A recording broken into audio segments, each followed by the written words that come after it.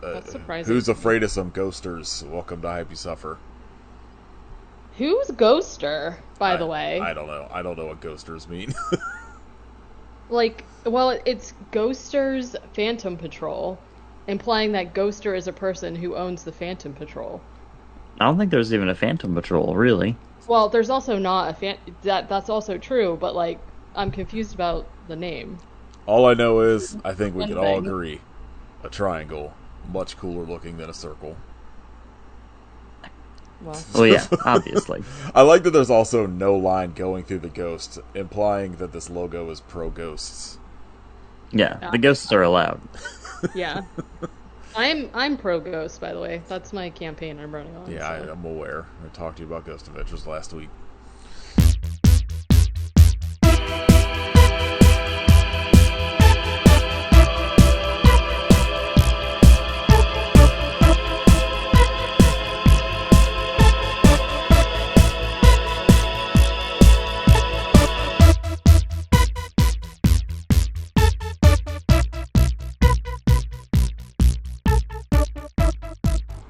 Ghost a month. This is episode 362 of Hype You Suffer. I'm Nathan. I'm Kit. And I... Oh yeah, Kit, I found out we got a soundboard. Hell yeah. I'm Katie. This is going to be the most annoying show on earth. I don't remember. We were recording something serious, and you asked me something, and I was like, I don't think I've seen it actually, and then you hit me with a womp womp, and it was the end. I told Katie you could actually upload your own sounds on Discord, so we're about to have Bazinga and Giggity on here. It's become the worst morning zoo cruise show of all time. I'm okay with Giggity. I don't think I could stand Bazinga. Alright, we're going to talk about 2023's Ghosters Phantom Patrol. A title that we all agree makes sense and is good. Mm-hmm. Yeah. Like I said, not as bad as I expected it to be, but pretty bad. It's more watchable than Tsunami. Yes. But that is the lowest bar. It was the difference between half a star and 1 star for me. I appreciate one of these guys just being a very loud New Jersey mobster ripoff guy. Yeah. It was like, hey, that's my car. And his car got stolen by a ghost. But overall, pretty bad still. I got faith, though, that his movie Killer Witches from Outer Space is good. Looking at his filmography on IMDb, it is insane that everything's hovering around a 1.5, and then for some reason this movie's a 6.8. What? What the fuck? Most of them, let's see. Ghostbusters fans are freaks, is what it is. Yes. They will suck up whatever fucking shit. There are a bunch of reviews on Letterboxd. They're like, I don't know, not as good as Ghostbusters or Frozen Empire, but pretty good. And I was like, excuse me? This movie doesn't have enough ratings on Letterboxd to generate an average, because there are only 25 people that have logged it. Either 28 now. Killer Witches, or Raiders of the Damned. Jurassic Thunder 2.6, although I don't understand how that's possible because it is a very steep drop after half a star rating. Yeah. Tsunami sitting at a 2.5, which is insane. What is wrong with you people? Yeah. Also another one that is 122 half-star ratings, 5 5-star ratings, but it is somehow equaled out to 2.5. It's literally 5 stars, there's 5 ratings, 1 4.5 star, 1 4 star, 0 3.5 stars, 10 3 stars, 122 half stars. How does that make sense? The math ain't mathin'. Yeah, I call shenanigans. Letterboxd, quit trying to make everyone think this director's good. I think it's time we change the podcast to something else because we're clearly surrounded by deviants and perverts. Katie, what'd you think about your first fucking foray into a thing Kit and I have had to suffer for like almost 8 years? I didn't think kindly. You know what? So when it very first started, I was like, okay, fine. And then like the very first scene is like the security guard walking through like the basement of this building, and I was like, why does this look so weird? And upon squinting closer, I realized that every single background is CG. We discovered last week Katie should probably be wearing her glasses while she records. Yes. or watches movies. Honestly, yes, I should.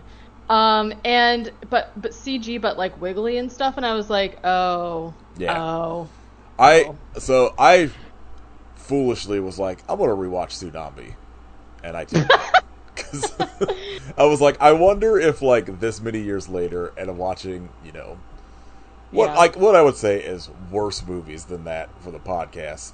Like, I wondered if my thoughts would change, but I did not get to it, and so I was like, because I could not remember, like in my memory, most of that movie outside of like the zombie effects and like the wasps or fucking whatever that were in it. Yeah, like it was not like bees. Yeah, it was like actual practical backgrounds and shit. Like I remember most of the movie takes place in just like a house they're fucking hiding out in.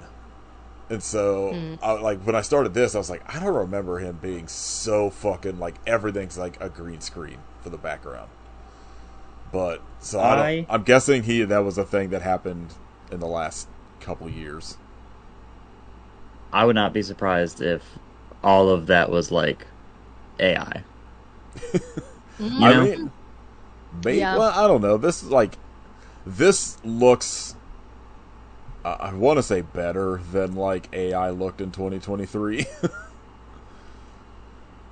All the years have run together. Yeah, it's all the same. But like, he had. How many fingers do the ghosts have? That's a good question. I mean, he had a 4-year gap in between, at least on Letterboxd, like, from like 2019 to 2023, but like between Jurassic. He's building his AI. Movie. So like, I have to assume he spent 4 years making this movie look perfect, and he nailed it. He created AI. That's what was happening. Yeah, I guess that's the only conclusion we could come to. Building his AI lab. Created the perfect AI, which is CGI and I guess ghost projectors for Halloween. Like it literally just looks like fucking he stole ghost footage from like the Haunted Mansion ride. Yeah, I was like, there was a lot of them, and I was like, I literally recognize this ghost. What is going on here? But you're right. It's just like free licensed ghost projectiles. Well, one of the ghosts is just like an old timey dude that like I expect to see riding one of those bicycles with a huge wheel and a tiny wheel, which is extremely Haunted Mansion to me. And then there's just like a T-Rex at one point. Which, hear me out. There's Ghost like T-Rex movie. Yeah, they really. I feel if you're gonna reveal a T-Rex ghost and then not use it, I feel like what are you doing? Yeah. So it's like a mix of like what they refer to as the quote-unquote hot ghost, which is just like a female banshee that can like sometimes just look like a generic ghost woman. She's the hot ghost. But then she can transform into like a banshee face, or she can transform into a giant green skull, even though she's normally blue, which is an interesting choice. Then you have like your typical phantoms, kind of like death-looking things where they're like shrouded in like a robe, so you can't see them and they're floating around. Then you have the T-Rex, which is obviously the most creative of the bunch, so to speak. And then they have one that's like literally just a rip of like the Crooked Man, which is the one I think you're referring to as old-timey, with like the cane. Mm. And he's like a real guy. I mean, he's a real guy in folklore. I mean, banshees are too, obviously. So are T-Rexes. But well, yeah. And so like, but that's pretty much it. And then What they else just do you show. want?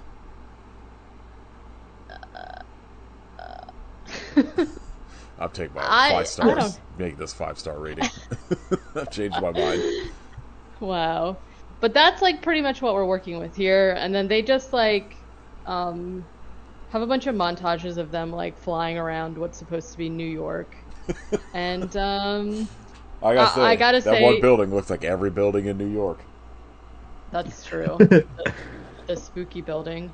I guess like I'm gonna be totally honest, like the backgrounds being just totally goofy aside, I was like kind of fine with the movie until um like I don't know, after like 15 or 20 minutes I was like, okay, I'm extremely tired of whatever's happening here. And they were like introducing children and I was like, this is just not necessary. The one guard that was actually funny, he gets like lost for half of the movie. So I was just like, okay, this is not. It wore on me. It wore me down. I think they could have squeezed 2 stars out of me, but they're getting 1. So sorry. I think Sorry, if this Ghost, had for actual taking funny control. jokes, it could have got 2 stars.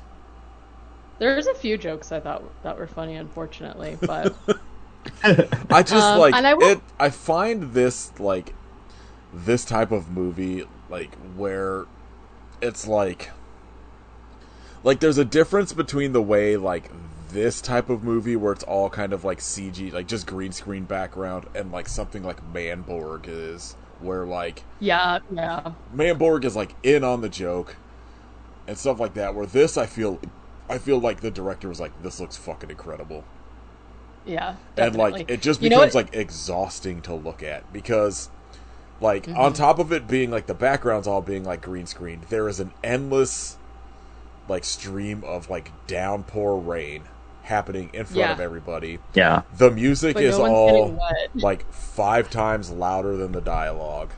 So they play the same 4 like music scores on repeat and you can barely hear anyone's I dialogue over it. I Yeah, don't think I heard a single line of dialogue in this whole fucking Yeah, if movie. I would not have had subtitles, I would have missed so much dialogue trying to watch this. yeah. And I feel like, honestly, I feel like that was a complaint that we probably had with, like, Tsunami as well.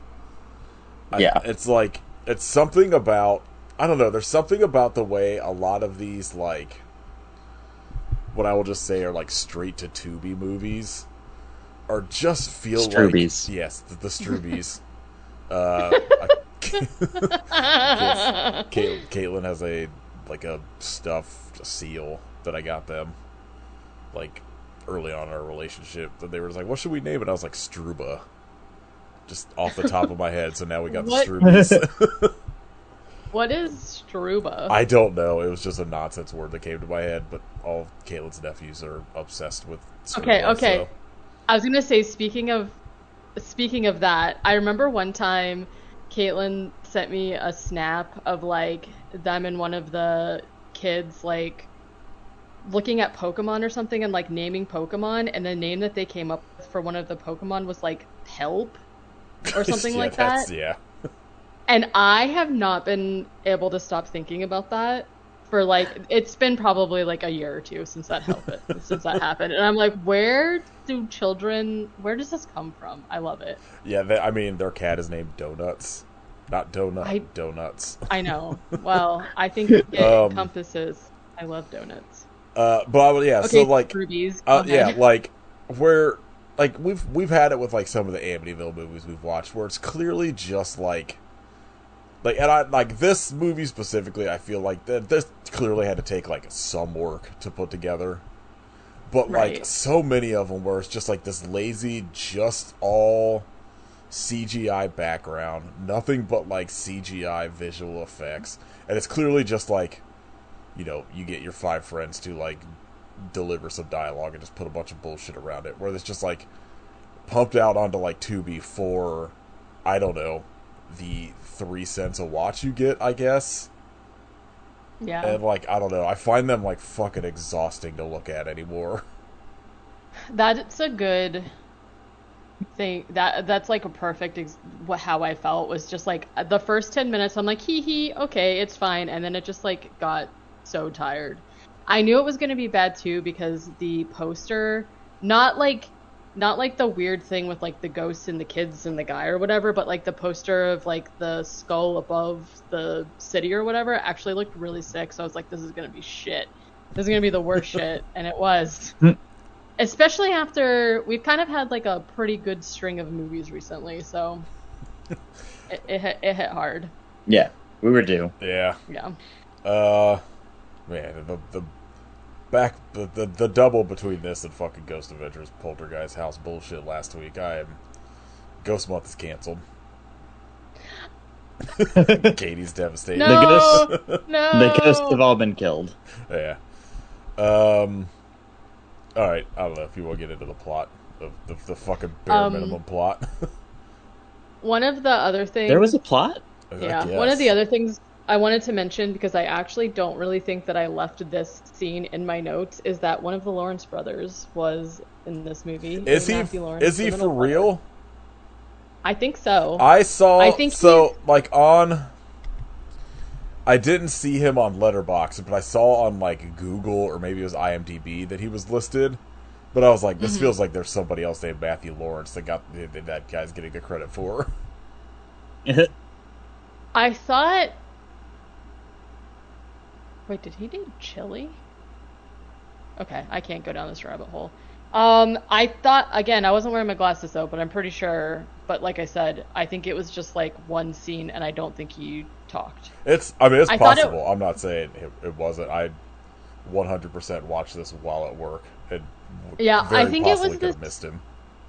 Yeah, I assume it was the scene where they were like all in that boardroom and there was people being like, what are we going to do? And the military guys were there and they were like, whatever, it doesn't matter. How, what a fucking like absolute fucking downgrade into your career if that's the case. Yeah. That you're just showing up in this fucking guy's bullshit movie. I don't see him on IMDb. I didn't either, but his credit is just businessman, so he could have been uncredited. I'm gonna open this on Tubi and go straight to the credits and see. I'm gonna get to the bottom of this when you start talking about the plot. Okay, yeah. Okay, so this movie starts... I'm gonna crack this fucking decades-old question we've had. Also, I just remembered the name of the Pokemon was Pilp, not Pelp. Pilp with an I. That also checks out. Pilp. My favorite Pokemon, Pilp. So this movie starts in what they tell us is New York City. It's dark and stormy. Like Nathan said, it's raining the entire time, but I will also point out nobody at any point in this movie is wet from rain. Oh, it's so fucking aggravating. It's like, there's also constantly like CG rats running in front of the frame. So just imagine rain and rats throughout the entire thing. You know, New York City, baby. I forgot that the entire end of this movie is claymation for some reason. What and like why? Insane. I just like opened Tubi and went like to like the last like 10 minutes or whatever, and I was like, "What the fuck is this?" Oh yeah. Like, what? What is that? Anyways, they were like, "I really want to do this scene, but the dad and the kid are gone, so let's just get some claymation going." That is why this movie took 4 years. Mm-hmm. That guy probably did this all by himself. Which, you know, if he did, good for you. But yeah, it's fucking baffling. There's a Matthew William as businessman. Maybe these credits are so fucking slow. Jesus Christ. Yeah. So we see a security guard. Oh, this is what I wrote. Oh, the entire background is CG. Okay. I immediately was picking up what was going on here. He's like down in some building and he's trying to use like a access panel and it keeps saying access denied. And then all of a sudden there's a spirit behind him. And he's talking to the spirit as if he is Chris Pratt talking to a velociraptor. Because he sticks out his hand, he's like, "Easy there, easy darling, easy girl." And this she fucking is baffling. And I was like, "What? I guess he fancies himself some sort of spirit whisperer. However, it doesn't work because she just does like a banshee scream, and then it like cuts to the title of the movie over like funky music, and then they make us sit through the credits in the beginning, which I, do not appreciate. Yeah, Now we know Katie we meet. anti-credits. Don't tell me who's involved in this movie. Now No, we I meet need names. I need to know who to blame. who's responsible. Well, it's like wild to me that they go through like the entire credits in the beginning and then there's the entire credits at the end, which presumably they want you to sit through again because there's an after credits scene, and I'm just like, let us go. Release us from No. this. This movie's only like 88 minutes, and like literally the closing credits, and then whatever nonsense happening on screen during it is like 10 minutes. Yeah, it was baffling to me. So we meet a man named Wilbur who goes by Will, and he is selling hot dogs and burgers, even though it says on his hat that he's selling some sort of barbecue. And Barbecue burgers. yeah, and he's trying to like hustle these weenies, but people are just like, no, that's okay. His boss and his boss's wife come and are like hassling him, and Will is kind of not happy with his job or whatever, and the boss says, "Must be nice shoving wieners down your throat all day." There's a lot of wiener talk after this, like multiple lines of wiener talk. I take it Like back. 5 minutes. This movie's Yeah. good. Right. And they get into like a fight or whatever, and they end up firing him, but he like doesn't care because it seems like they were nasty ass wieners, to be honest with you. So Aren't they all? I mean, that's my opinion.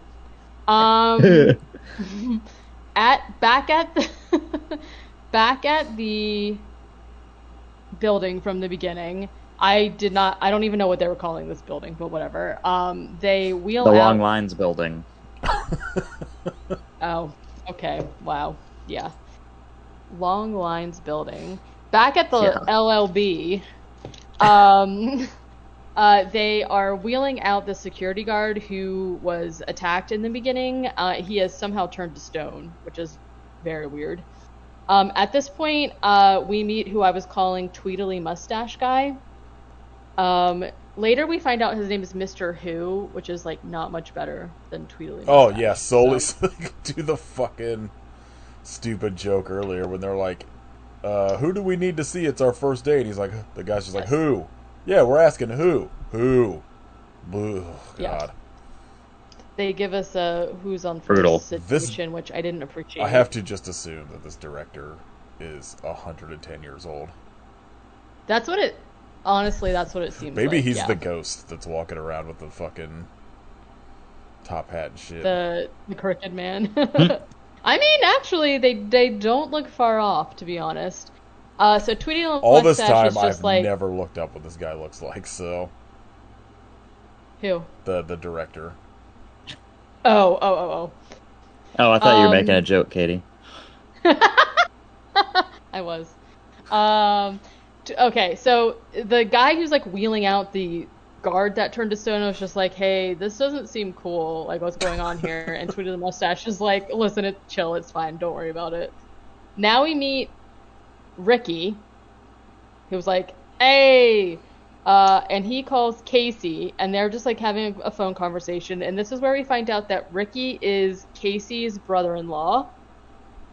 And Ricky is basically, you get the sense from this conversation that Casey is kind of like a deadbeat dad type situation to a child that they call quote unquote little Joey, who is like 10. So I'm not really sure why they keep calling him little Joey. I mean, littler than the other guys. I guess so, but like it would make sense if Casey's name was Joey and then it was Joey and little Joey, but they're just like whatever, it doesn't matter. You can't question things that happen with New Jersey wise guys. That's very fair, That's true. actually, because the wife is also like a New Jersey wise guy, so like that totally tracks. I was Casey, so fucking stoked at this point because I was like, please tell me every fake Ghostbuster in here is going to be just like the most New Jersey person. And then they're not. It's just that this might guy. have That might have Devastating. that might have actually helped because I can't believe there's not a gabagool joke in this Like, movie. Like, are you kidding? just imagine Ghostbusters, but everyone's played by Joe Pesci. I think that would have helped I would immensely, like to be Ghostbusters honest then. with you. Yeah, I think so.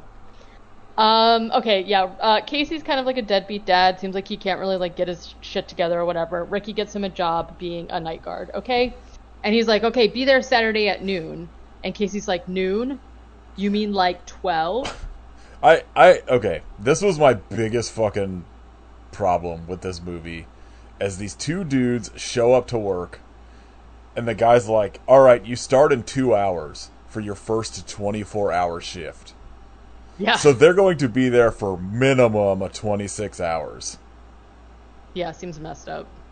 I would be so mad. I'd be like, I would be like, I'm good putting day to in you. my 2 I'm weeks 2 weeks ago. Goodbye. Yeah. Later. So he says, noon, you mean like 12? And Ricky's like, yeah. And he's like, you better be there. I'm gonna break your legs. That's what he said. Yeah, so that thing in that, okay, so meanwhile, Twiddly Mustache has these guys, like, down in the basement, like, fixing the containment thing that messed up earlier, and, they have this, like, weird back and forth where he's like, hey, is it fixed? And the guy that's working on it goes, nah. And he's like, what does nah mean? And he goes, nah means nah. Seems pretty And then he said, self-explanatory. I don't want to sound like a dictator, but I need this fixed ASAFNP. Yeah. I don't see a problem. He also says I don't want to sound like a dictator a lot, which makes me believe that he actually does want to sound like a dictator. So I don't know. The guy's basically just like, okay, whatevs, like, we're gonna fucking leave if you're talking to us like that. And the guy's like, no, please fix it or whatever. And they're like, don't worry, we're gonna fix this so good. It's gonna be great. Meanwhile, there's a ghost just, like, scuttling along the ceiling in the background and, like, screaming. Oh, you hate to see like, it. Yeah, you do. And my question is, like, I guess I don't really understand how Tweedly Mustache doesn't know that there's just, like, a ghost on the loose. Because they're, like, fixing what he thinks, like, the ghost got free somehow. We don't know how, question mark. And she was the one that, like, short-circuited the control panel. Because what we find out is that the guards have to go every hour and re-secure these containment things with a key card. This seems like a bad fucking process. Yeah, and also I would absolutely not want to be doing this job if that's, like, the case. And so in the beginning, when the security guard is trying to secure it, the ghost, like, messes with it to make the access denied, in which she's able to, like, turn him to stone for some reason. And so I'm like, it just doesn't, this is going to be a shock for you guys to hear, but it just doesn't make any sense. Okay. So, yeah, okay, so then Casey's wife, who's, I don't even know her name, comes, and she's just like, oh, I heard Ricky got you a job Saturday. And she's like, I can't believe you. Saturday is little Joey's birthday. And I was like, it's your fucking brother who got him the job. And she's like, you better get your house in order with your son. But, like, gives him his night guard. Night guard is not the word. Security guard. Night guard, same thing. Uniform in, like, a Target bag. And she's just like, here you go. And I was like, what the fuck? Okay. Then Casey takes a taxi into the city, and for some reason, the taxi is playing that. Like, one of the, that's the sound of one of the same 3 songs and shit that plays out the whole movie. Yeah, and I was like, why does the taxi cab have that? Not sure. That's what every horn should sound like for every car. Yeah, that's actually true. Casey meets Will from the beginning on the street. They are both to be night guards together, and then they cross the street in slow-mo to music for some reason. Not really sure. I gotta pad out that time somehow. That's true. They also get blocked by, like, a horse-drawn carriage, which I love to see a horse. So oh yeah, that made me happy. just so you can see it later as a ghost horse and carriage. Yeah, I don't appreciate that part, though. Well, that carriage had to die somehow. That's true. R.I.P. carriage and horse. Um, this thing happens where they show up and they're trying to figure out where to go. Nathan already described this earlier, where they're like, "Who? Where do we go? Who? Whatever the fuck."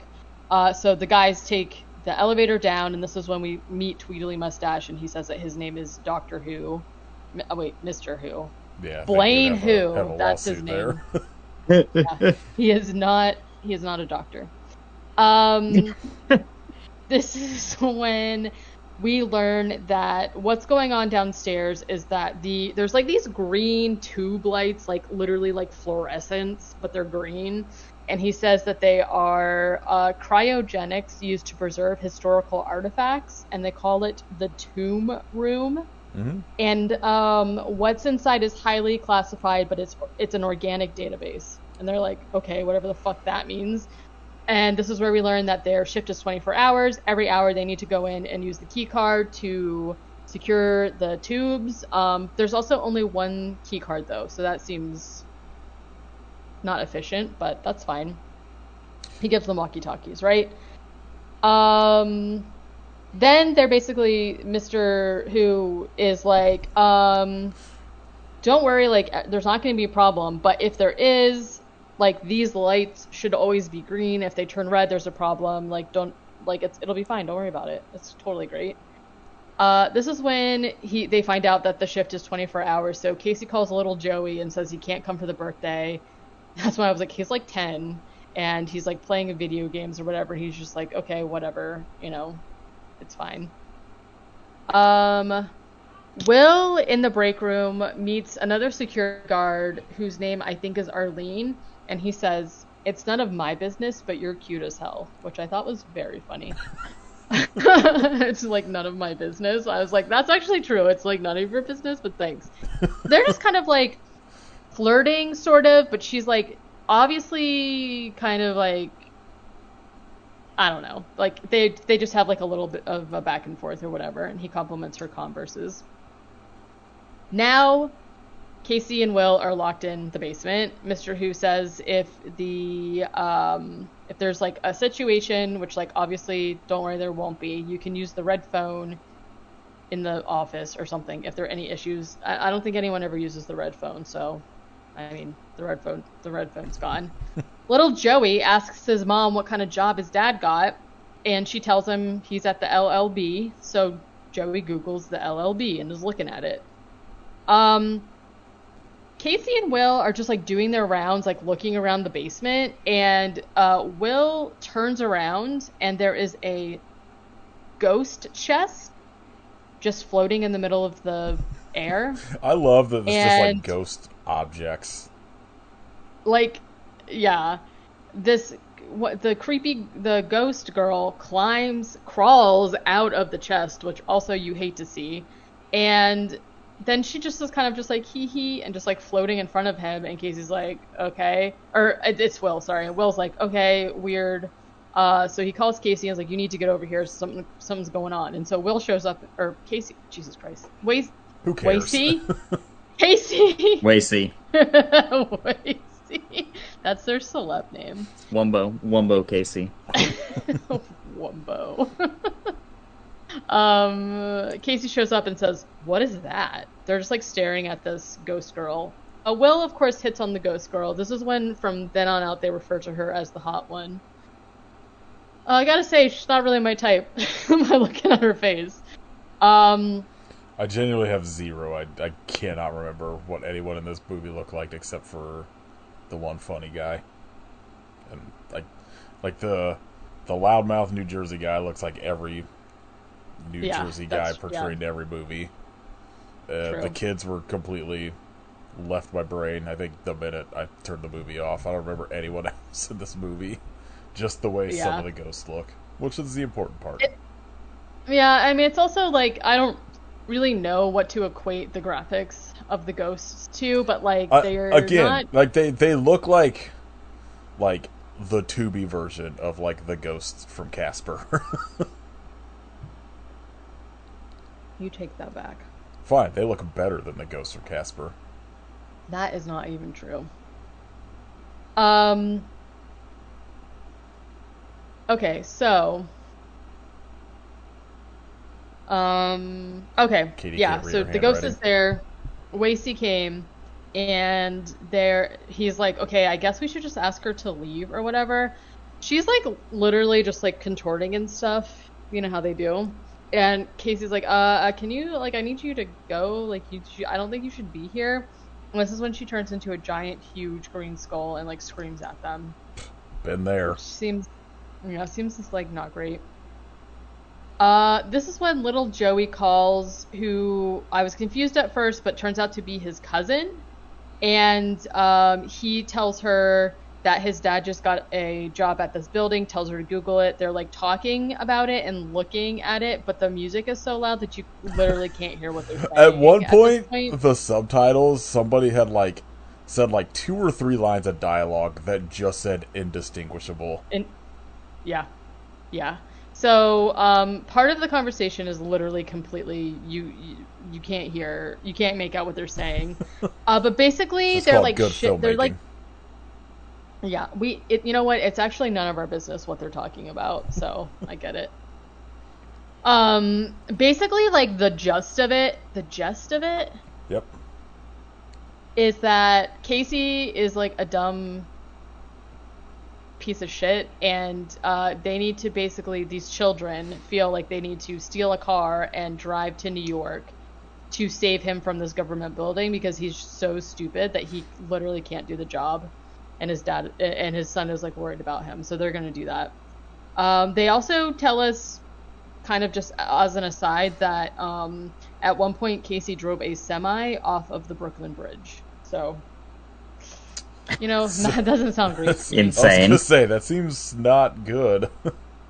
Yeah. Also, yeah, not great. So I'm getting the sense that they have a point Just here. kids and their pranks. Yeah. Okay.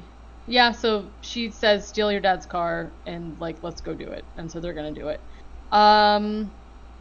The hot ghost girl breaks a tube thing or something essentially, and basically unleashes a bunch of ghosts. This is where you see like the plethora of ghosts I described earlier. They're just flying all over the place to jaunty music. Then at one point, like the girl gets one of the walkie-talkies and like talks to them through it. Okay. Does she talks to one of the ghosts? No, she like talks to the guys. Like one of them dropped their walkie-talkies and she's like talking through the walkie-talkie to them, but she's just like, I don't "Hello." remember any of this. I wish she was just talking to Yeah. a ghost on a walkie-talkie.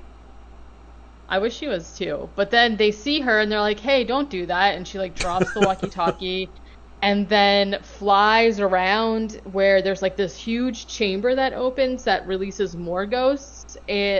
One of which is a ghost T-Rex that is The only cool thing in the movie. That's why I got 1 star out of me. yeah. I will say they showed the ghost T-Rex like one more time and that's it. So Like, as some not great use of ghost this director has made 2 dinosaur movies. Why not just make it 3 where the ghosts in this movie are all dinosaurs? Yeah, I agree. It would have been more interesting. Now I'm mad. Okay, so Casey and Wilbur are calling for help through the walkie-talkie, and Arlene outside answers the phone.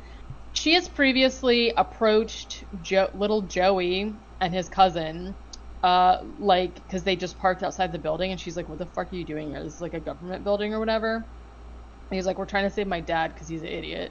So she's with the kids when they call asking for help. And they're like, "Oh, we're stuck in this basement, like we're the guards here, but like some bad shit's going down." The guard, Arlene, calls Mr. who is at dinner with the mayor, because like if you have a movie, you have to have the mayor in it, like Yeah. that's just how.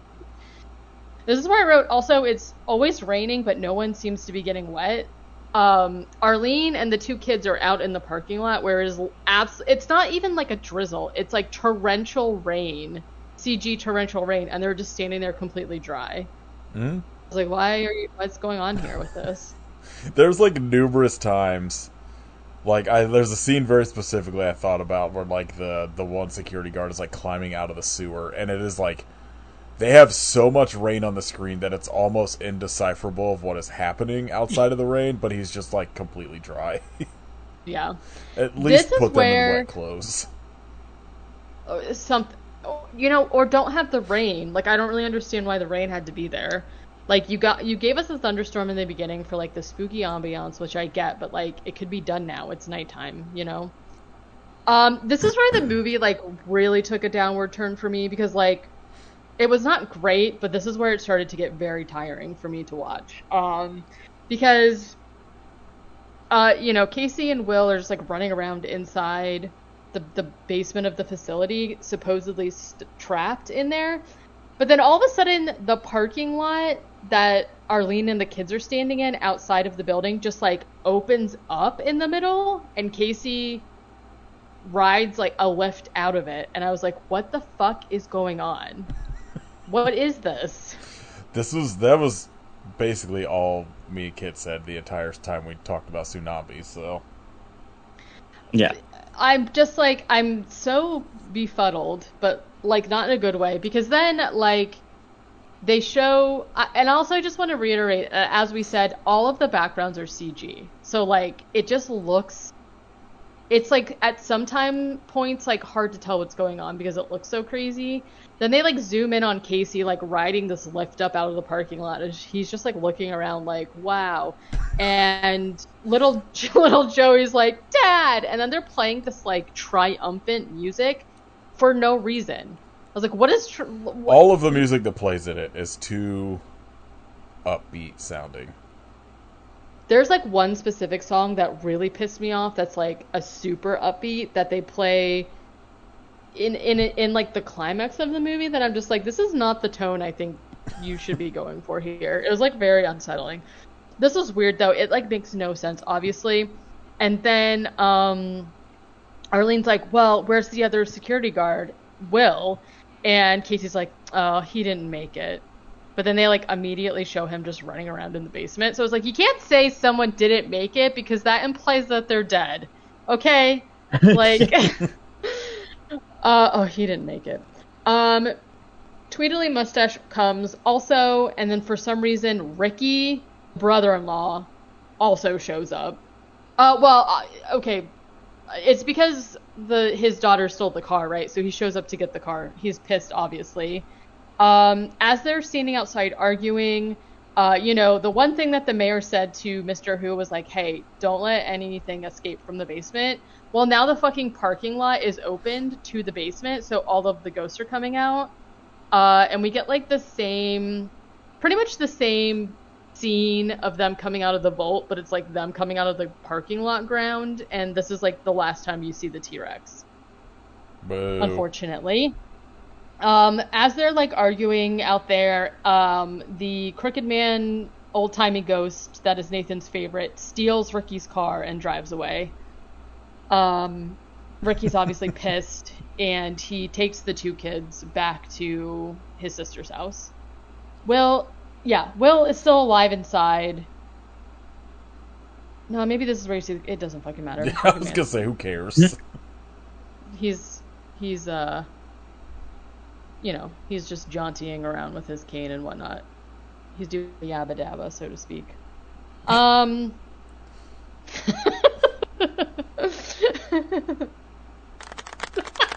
Boo.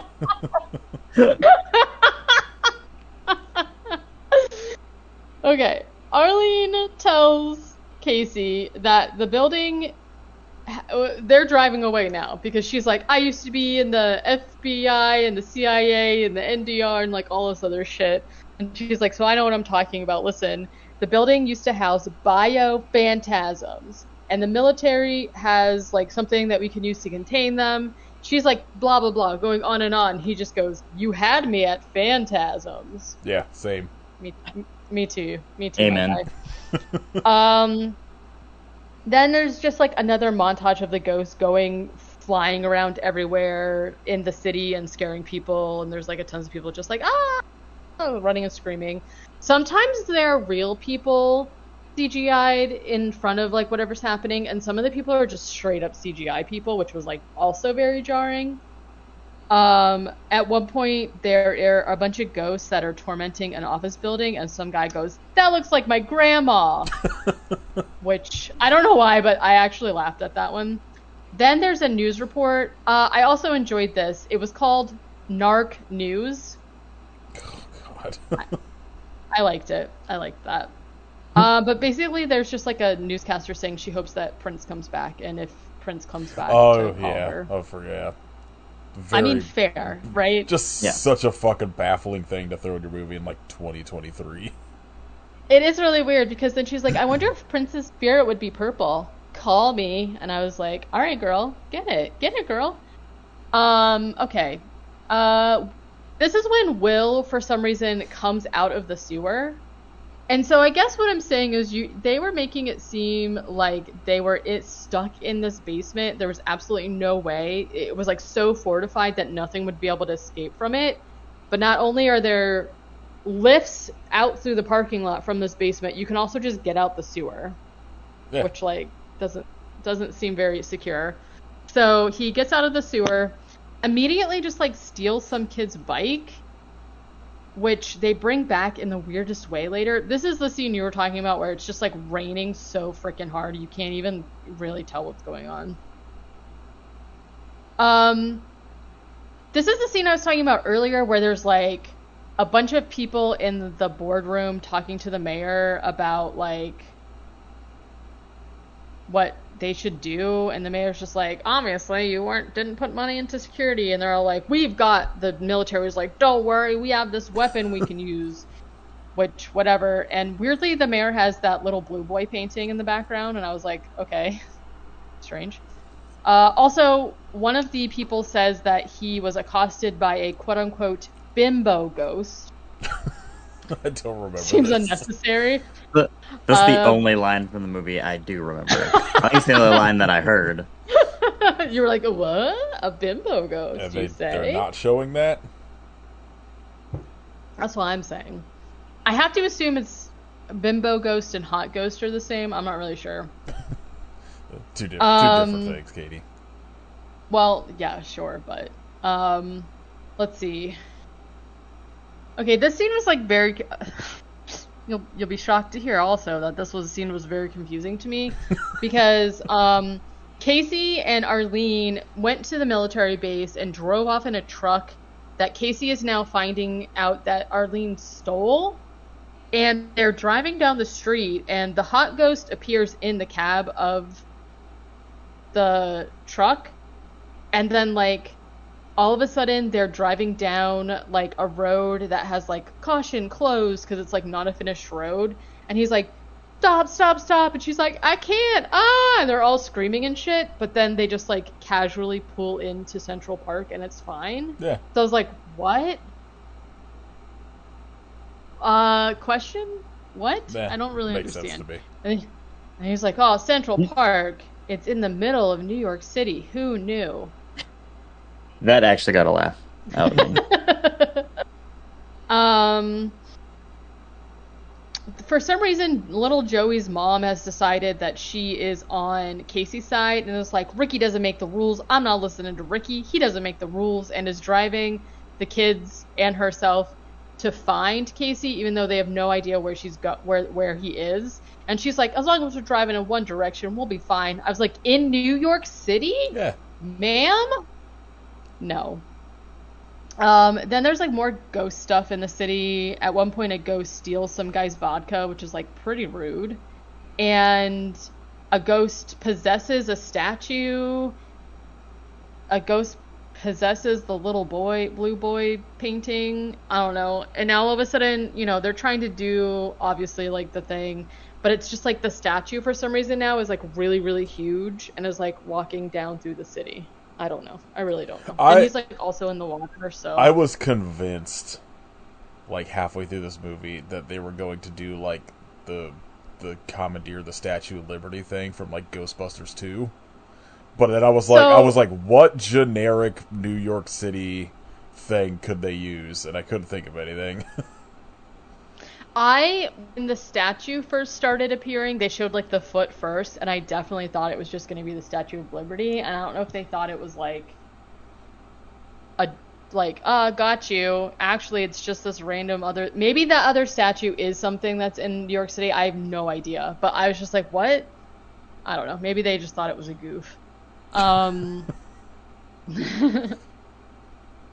Okay, so now all of a sudden, Will rides the bike into a parking lot, and the kid whose bike he stole is there, and is like, "Hey, you stole my bike!" And he starts throwing pizza at him, and then he takes his bike, and Will is just eating pizza for the rest of the movie. Same.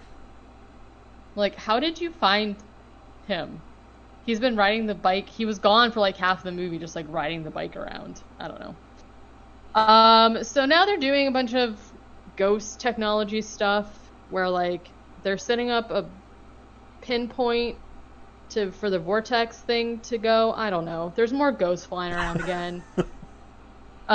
Casey is using like a laser gun thing to like zap at the ghosts, but he's sucks at it, so he's also like zapping buildings and shit, and he's just like, whoopsie. I mean, I'm sure it's fine. Yeah, I mean, we don't need those buildings. I've seen right? 1998 Godzilla, where they're constantly blowing up every building in New York City, and they rebuilt pretty quick, so... Yeah. I'm not even gonna lie to you. I thought you were literally about to say, I've seen 9/11, and I was like, oh! I mean, okay. Technically I slept through 9/11, so... Well... How could you even joke about that, Katie? Yeah, never forget. Too soon. Okay. Canceled. Katie's This off the podcast. Yeah. It's fine. I agree with it. This is the scene that was the most baffling to me in the movie, wherein Ricky, driving his car, catches up to his stolen car that's being driven by a ghost. But this is the scene where they first use this like super, super upbeat music. But I'm like, why? He's like obviously upset. He's like driving behind the worst fucking CG. This is like Nintendo 64 looking right here. Like the back of the car, he catches up to it, and the ghost is inside like hee hee, and then he's just like yelling at the ghost in the car. The ghost is like zooming ahead, and the music is just, I can't even do the music, but it was like the most upbeat music ever, and I was just like, what in the fuck is going on here? Also, then something happens, and like Ricky's car is like taken up into the sky somehow. I don't know. It's poor Your guess dude's is as car. good as mine. His insurance is not going to pay for any of this. No, but then he says something like, there goes $1,000, and I was like, what? I mean, That feels Good relatively deal. cheap for what is happening. Right? So, well, that's it. Arlene, so he's like zip-zapping and stuff, and Arlene's like, you have to break the beam, so then, like, he does, but, like, I don't know, he sucks, so little Jimmy, or whatever's little Joey, was like, Dad, you're letting the gun control you. Boo. You can be aggressive, but something. And he's like, remember when we played Fortnite together? Or some shit? And I was like, oh, God.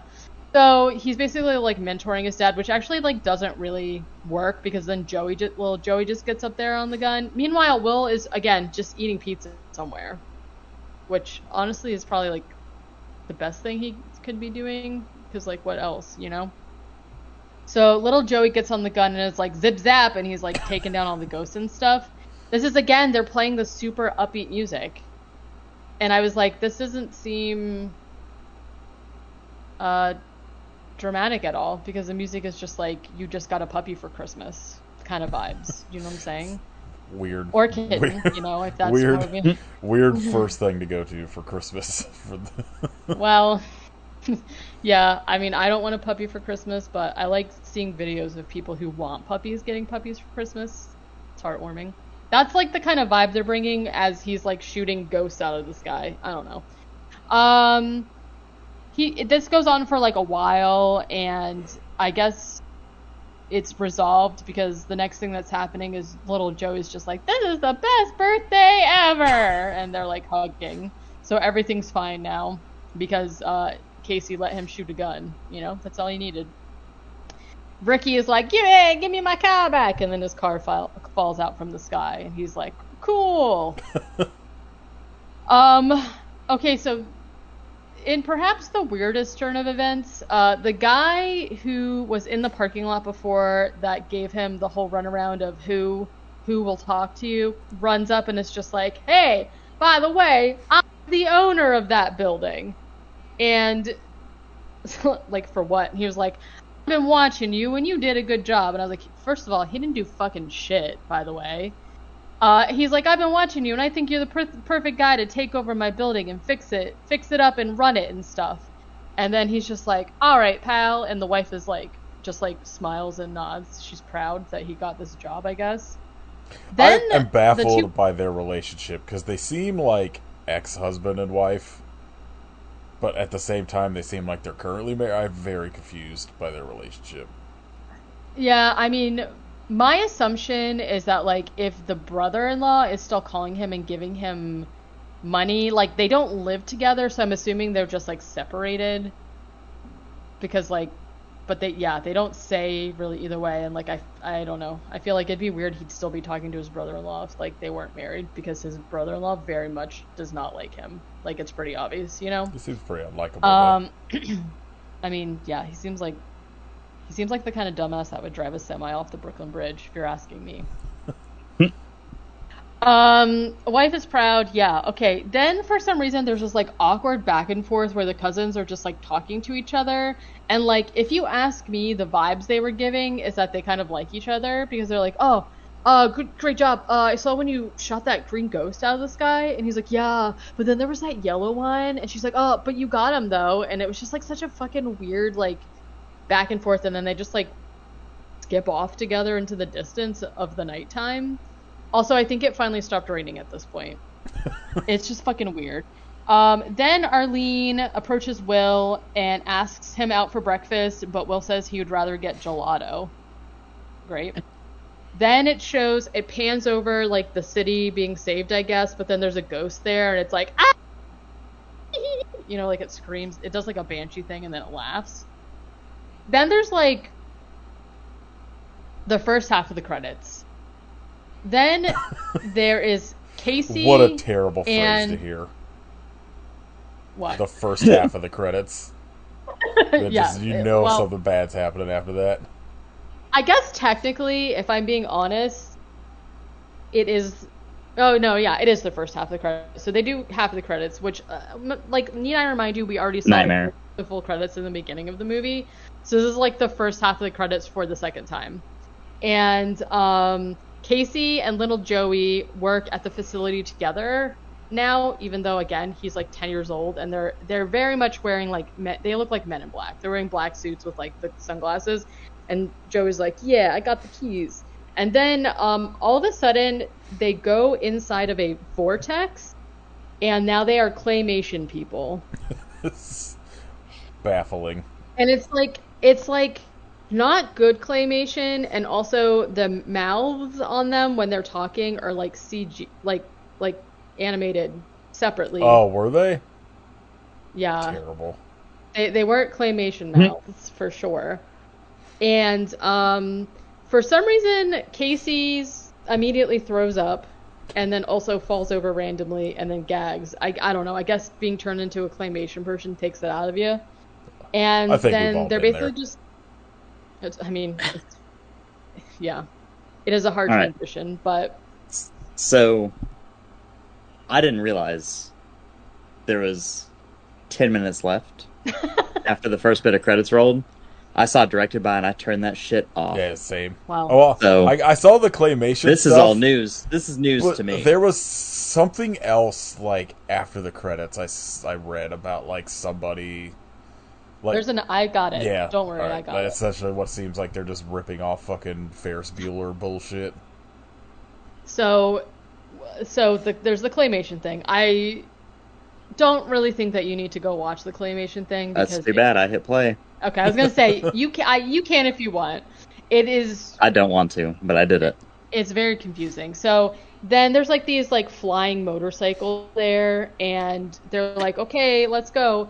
And the owner of the building, the guy, they want us to believe that he looks like Oh a Man in God. Black. He definitely looks like a Blues Brothers, like more like a Blues Brothers. And he's just like, okay, 1, 2, 3, go. Turn to your left, turn to your right. And they're like riding on flying motorcycles through this like vortex zone, just like shooting more ghosts out of the air and shit. Like for why? I don't really understand. Then, so that happens, and it's like I don't know how long would you say, like 5 minutes or something. Then there's the second half of the credits, and then at the end, the Blues Brothers owner guy shows up and he's just like, "Hey, what are you still doing here? Get your popcorn and go. The movie's over. Go on, get out of here. Go on, get. Why are you still here?" And he keeps going and going. He's like staring straight into the screen until they're like, okay, that's a wrap. And you see like the boom guy move, and then they turn off the green screen so that you can actually see the green screen. And then they're like taking the green screen down. And I was like, oh my God, please release me from this hell. And then I finally turned it off. So if there's more after that, I don't know. But like, woof. Well, fucking bad movie. Trying to find. Yeah, I think Yeah. this is actually dragging it down. I just was like I like literally, because when I was watching the movie I could see, like you said, there was like 10 minutes left, and I was like, that's really weird. So I kind of like skimmed my mouse over the end to see if it was all literally just credits. So I could see that there was something. But when all of a sudden they turned claymation, I like literally did like the Blinky guy meme. I was like, what is going on here? It's just like so bizarre of a choice. It's like, it's one of those ones where I'm like, I don't know, I applaud you for doing it, because it's like, that's very labor intensive. But at the same time, I was like, why are you doing this? Sure, This and like this version of it does not look very labor intensive. I mean, fair, oh but well. And like I guess my problem is that like they literally all they had to do was do one kind of throwaway line where they're like, "Oh, behind these vaults is the Phantom Zone, and we can go in there, and they can come out or whatever." It's just like so random that they just never say anything about it in the movie, and then all of a sudden they're like claymation in there, and I was like, "Where? What?" So now instead of waiting till this is the other thing I don't understand. The whole point of having the ghosts was to preserve history. And so like I understand if the ghosts, they don't actually really explain what the vortex laser thing did. Like, did they recapture them? Did they send them into space? We don't know. But they're like supposed to be preserving history. So I see if they break out, you want to contain them, but now why are you entering in there and killing them? Like, I don't understand that part. It makes there's no sense to be had here. I mean, we're absolutely getting a sequel to this, so. Bring back Grape Head Guy. Where's Grape Head Guy? Oh, that's also in the works, so. Yeah. I was looking at other ghost movies on Tubi, and they all look pretty bad, gotta say. Oh, I have can't- one. Let me see. Let me look. I have one on my watch list. I have one I know we can Maybe- watch on YouTube called Baby Ghost that is insane. Oh my God, Baby Ghost. Baby ghost. No. Du-du-du-du-du-du. Yeah, I mean, I'm down with whatever. If you wanted to continue doing stupid okay. ghosts. It's on Tubi. Oh, it's obviously. finally over. Okay, thank God. It's on Tubi. It is from 2011. Oh, It's no. called Ghost Storm.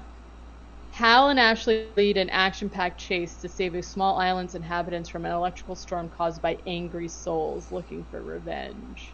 Jesus Christ. I bet you it is action-packed. Not a Also- doubt in my mind. Yeah. I mean, Oh my gosh. Oh, this is the same director as Icequake, I think. I love, like, how many directors will just make, like, 10 absurd, like, disaster movies with just stupid titles like that. Yeah. They also have a movie called Bear With Me. Like about a bear and a little girl. Jesus Christ. Bear together. So I'm fine with whatever, but I've had Ghost Storm on my watch list for quite a while. A We can while. do that next, then kick a find a ghost movie. Oh I'm gonna God, find something Kit. real dumb. Yeah, Oh gee. there's some real dog shit looking ones on Tubi.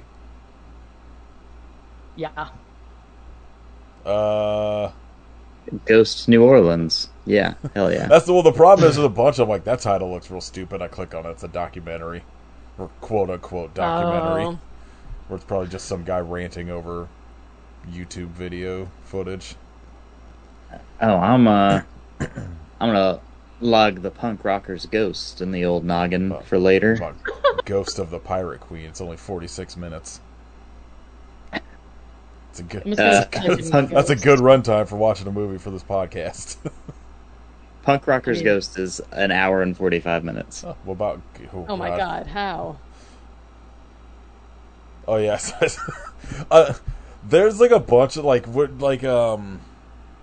can't think of the director's name, but like when we did Ant Farm Dickhole, when we were looking at some of like that guy's other movies, and they were like 2 hours and 45 minutes, and we were just like, why? Yeah. Dick Shark. Yeah. Here's a movie for you. It's called To Love a Ghost, and it says this erotic romance tale. Don't tells act of a like that is novel not in my wish list or watch who list. travels to a haunted European castle, which provides an intensely inspirational force. Now we're 20. You know that is. I love it. Oh, it's a full moon. Yeah. Of course. You know that's I the love least how- sexy movie that anyone's ever seen. Okay, especially because the category just says romance. So, no moon maidens. I'm in. I'm glad this accidentally turned into Ghost Month. Ghost Track. There's too many. I can't keep looking. Oh yeah, there's a lot. Like I said, Well, then like, random. some of the ones I'm like, oh, I would watch like, you know, like whatever this is, and you click on it, and it's just like some shitty documentary. Oh, the Casper Friendly Ghost. And the animated movies on here. Oh, Ghost Shark's on here, Kit. I don't think we've done that yet. I don't think we did. Did we only do 2? I don't think we've done either of them. We did Ouija Shark, but I don't think we've done either Ghost Shark, because I think for a while neither of them sworn were we did streaming. Ghost Shark. No, we just talk about it a lot. Yeah. Well, that's We an did easy choice. Ouija Shark, and then what was that other one that Michelle was on for? Nightmare Shark. That was like Oh, sort yeah, of the a Nightmare on Ghost Elm Shark Street one. situation. Yeah. But I don't think we did do Ghost Shark. Yeah, because Urban Jaws is like never anywhere for free for some reason. And I think at one point we talked about it, but we were like, oh, we'll just wait till like both of them are streaming and do both of them. But like 2 seems to never be streaming for free for some reason. Cowards. Yeah, I know. Let us see that cum shark. I'm saying? All right, Katie, what did you watch in the last 2 days? Nothing. Well, I realized that I totally forgot to mention that I watched that Ugliest House in America Oh yeah. with Retta, and we texted a lot about it, disagree on the opinion on what's the ugliest house and what's not, to be honest. So I watched that, and then the show that we've been watching before bed, where we just finished, which is actually a rewatch of that show, The Middle. It's just like a family comedy, and it's got like the janitor from Yeah. Scrubs in it, the wife from Everybody Loves Raymond. But, and the thing that I kept forgetting to like bring up because it like comes up a lot, Norm Macdonald was a recurring character throughout the show as like the dad's brother, and he was just like it was like such a funny role because of, I don't know, he did a good job. And then the first couple seasons, Frankie, who's the wife, works at a car dealership, and Chris Kattan is like her best friend at the car dealership. And I kept meaning to bring it up because like obviously his role in that is amazing too. And then I watched what was that movie? I watched one singular movie. I watched Heretic finally. which I found fine. Yeah, It was fine. that's correct. It's Yeah, fine. yeah, like I really only watched it because of Sophie Thatcher being in it. Oh, oddly, so the movie itself was like totally fine. Like I was interested in the premise and I thought it was like shot really well. And there were some like spooky things. I didn't really care for the twist at all. However, I will say the most random cameo and like I almost couldn't tell it was him. Topher Grace showed up and I was like, Yeah. he like Wait, he's what? Excuse yeah, me? he's playing like a father in it's like about two girls that are part of LDS that are going like door to door or whatever. And he notices that they're missing. He's in the movie for like what, 2 minutes? But there's a scene where he like goes and knocks on Hugh Grant's door and he opens it and they just like show him and I'm like talking to Chris and I'm looking, I was like, is that who I think it is? Because he looks a little rough, I would say. And it was Topher Grace, and I was like, you know what? One whole star for Topher Grace, actually. But yeah, it was fine, He and that's pretty was much on it. like some like kind of popular TV show like recently. I can't remember what it's called. I think Caitlin watched it for a little bit. Home Economics. Is that what it is? I don't know. It says he was on an ABC comedy. Yeah, I think that's what it is. With the Sashir Zameda was in it,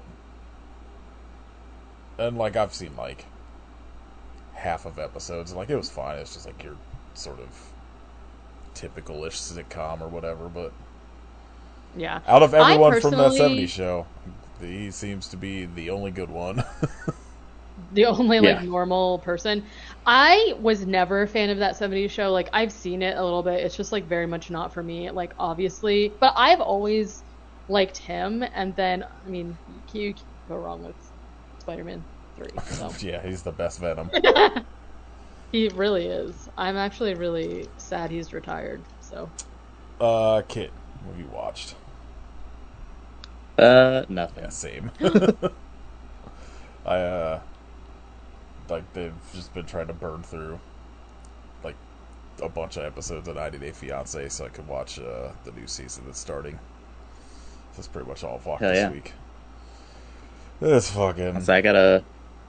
Oh, go ahead. My buddy went to a screening of a movie called They Call Her Death that I guess Oh, Vinegar yeah, Syndrome yeah. released the Blu-ray of, and so he got me a couple movies that they're doing a pop up there. So I've got Devil Fetus, Her Vengeance, Oh, Howling 2, and They Call Her Death to watch, and I'm so stoked. fucking Her Vengeance is super good. Devil Fetus is Yeah, also really that's good. Yeah, I haven't seen Her Vengeance. I know Devil Fetus fucking rocks. I'm It's so glad to it's finally like have that. it's like a rape revenge movie, but like the entire end has like one of the most insane like fight scenes I've ever seen. Where Hell like yeah. the guy that's like training this woman that was assaulted is like in a wheelchair. So it's like a dude who like clearly has legs having to do all of these like kung fu scenes in a wheelchair and then also out of it, but also trying to like hide his legs. Yeah, It rocks. It's good. I am. incredible. I cannot wait for that fucking Back at Me 4K. So perfect. I love whenever they do like extremely good detailed portraits of like the dumbest Yes. shit. Yes. It fills me with such Like- joy. That family portrait of the aliens is so good. It's amazing. All right, Katie, what do you want to shout out? Diet Coke. Gross. It's my favorite. All right, Kit, what do you want to shout out? Dr. Pepper. Oh! Have you had the cherry one yet? No, I haven't. I only saw it in like a 12 pack, and I was like, I'm not buying a 12 pack of this. Yeah, absolutely not. I learned my lesson getting the cinnamon Coke in a 12-pack See, and drinking one can. I had got. I liked the cinnamon Coke, but I don't know if I could have drank like a whole case of I it. think I bought like Yeah. the space one and like the I don't know, like 10 Yeah. pack mini cans, and I drank like 2 of them maybe, and then The just Starlight. threw them away. Yeah. Yeah. The pixel Coke or whatever. Jeez. Why'd they stop making insane flavors that aren't real? Yeah, because they're all bad. Sad. I did see, I showed restraint. I said I wasn't going to be just like buying all the sodas anymore. I saw the Mountain Dew dragon fruit in the store and I did not buy it. Yeah, it's because it's gonna be bad. Yeah, I like dragon fruit, but I'm just like, this is just going to taste like generic fruit Mountain It's just Dew. gonna be So extra sweet. I'm done. Mountain Dew. Yeah, I'm done with it. Anti shout out, being old. I Yeah. had Yeah. Agreed. a fucking Yeah. first experience of waking up with acid reflux yesterday, and Ugh. it was not great. Yeah. Fuck that. Actually, I still actually really support Diet Coke, so don't get that twisted, but I would also like to shout out Zach Baggins having a midlife crisis on the episode of Ghost Adventures that we did last week. Because sometimes when you get old, your body just hurts for stupid reasons. He's a lunatic. From the words of himself. Yeah, I don't know. I've like literally all I've done is watch 90 Day Fiance and then listen to podcasts at work. So I don't know if I have a good shout out. So just don't get old. It's not great. Yeah. Just once you hit 40, just I don't know, freeze your body. Yeah. Freeze your head. Yeah, just you put your head in a jar, then you won't have to worry about Yeah. your body falling apart. You're just a head.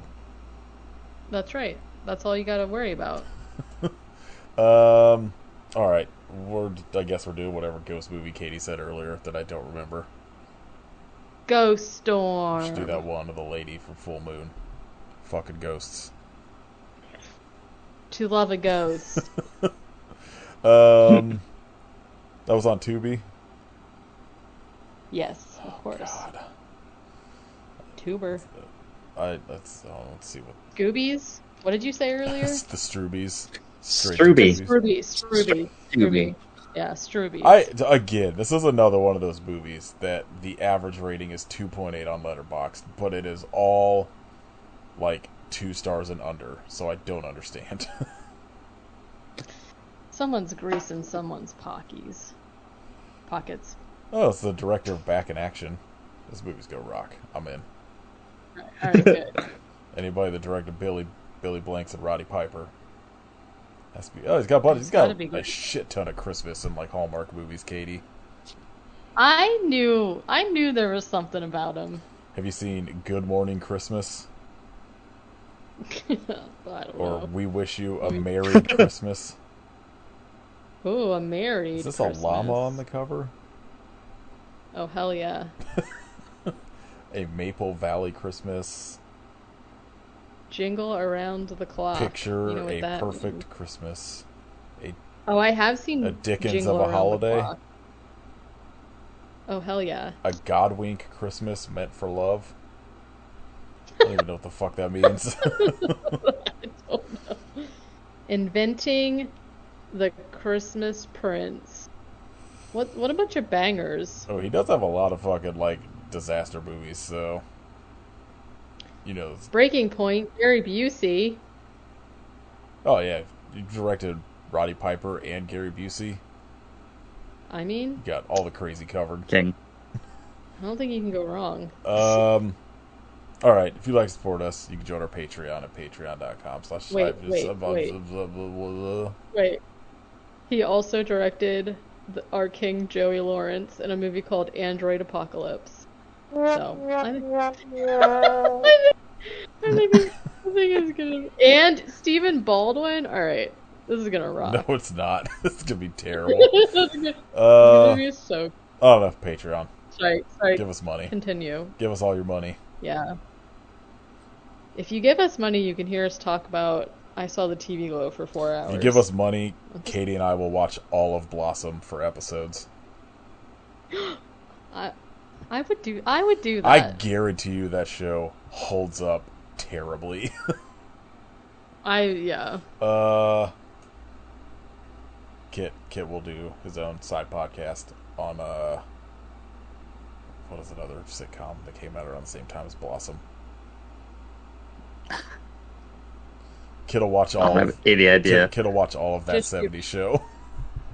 Oh, He'll tell you every single person that's been canceled on it. Everyone but Red Foreman and Topher Grace. I don't know. Red Foreman also said some. Yeah, I wouldn't be surprised if he's canceled. I think also, I don't know what I said. wrote letters in support of the no, one dude. boo. I think everyone on that cast except for Topher Grace did. That's sad.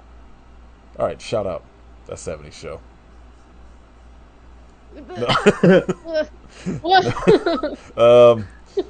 You can leave us a rating and review on iTunes, Spotify, all that garbage. You can follow Kit, Hidden Kitstery, Kitrification of Blood. Go see someone make a picture. Someone needs to turn Hooch into a Warhammer figure. Yeah. Do Well, it. I did technically I did, but it wasn't actually a figure. It was just a painting of him as a figure. I'm just gonna buy a Warhammer figure and Close, cut the head but off, not- and then just find like a pug toy, put it on there, so There just you be go. Hooch, big ass armor and a big ass axe. That's right. Follow Katie at Werewolfface. Join Katie's Patreon at patreon.com/werewolfface, where you could, I don't know, make her 13 cats into Warhammer figures. Fair. Katie's got her own Warhammer army. That's true. Yeah. I do. You can listen to the podcast named K Movie Club. All right, I guess we're getting ghost stormed next week. We're getting ghosted. This movie better have better effects than this one did. I'm gonna be upset. At least it appears that there's real backgrounds and not CG ones. So I that's about all I can guess. don't know if I believe that's gonna be true. So we'll see. All right. I hope you stole that guy's car as a ghost, but why? That's the only thing I remember happening in this movie. I hope you're a ghost T-Rex, but why? Yeah.